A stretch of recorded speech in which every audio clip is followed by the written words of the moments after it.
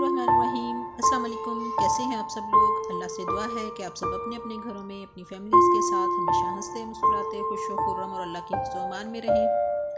आइए वेलकम करती हूँ आपको अपने यूट्यूब चैनल मसाला हट पे।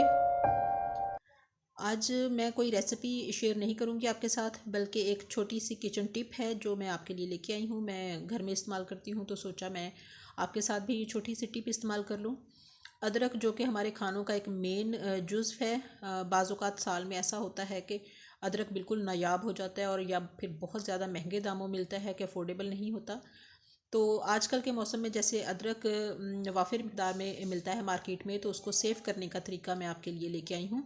यह मैंने अदरक को पहले धो लिया, उसको छीलने के बाद ऐसे जूलियन शेप में काट लिया मैंने उसको।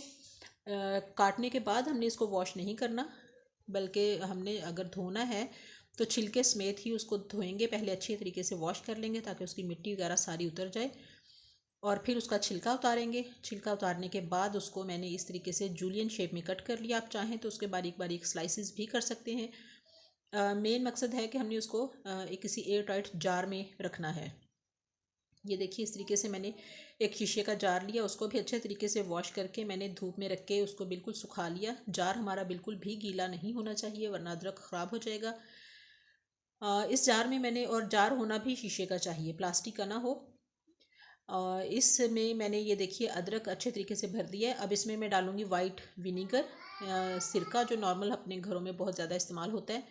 इस सिरके को हमने इतना डालना है कि अदरक बिल्कुल अच्छे तरीके से इसमें डूब जाए। इसलिए सिरके की क्वांटिटी अदरक की क्वांटिटी पे डिपेंड करती है कि जितना अदरक हमने सेव करना है उतना ही हम उसमें सिरका डालेंगे। ये देखिए, सिरके से मैंने ये शीशे वाला जार भर दिया है। तमाम अदरक जो है वो सिरके में अच्छे तरीके से डूब चुका है। अब इसके ऊपर मैं ये ढक्कन लगा दूंगी बिल्कुल टाइट करके,